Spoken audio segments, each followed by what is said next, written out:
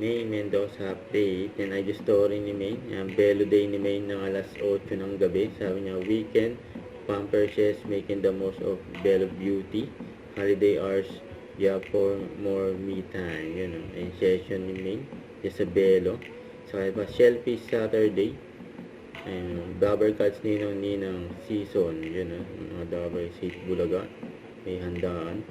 Saka ito, nagpilates din si May ng alas 4. Hindi sila sabay ni MJ. Alas 3 naman si MJ. After ng pilates ni May, may maswerte pa nga nakapagpa-picture kay May. Ganyan kabait si May sa mga fans. Ito yung McDo ni May. Diyan sa Pugpog North Sagaray. Wow, may another McDo na naman si May. Yung ginagawa na nga. Yun, sunod yung McDo ni May. Grabe si May. Business minded. Soon, malapit na. So, ito pa yung billboard ni May for bench. Yan sa EDSA. Ayan, laki yun.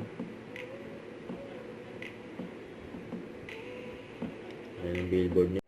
Don't forget to subscribe, click the notification bell for more update. This is Richard the Action Live. Stay tuned for more videos. See ya.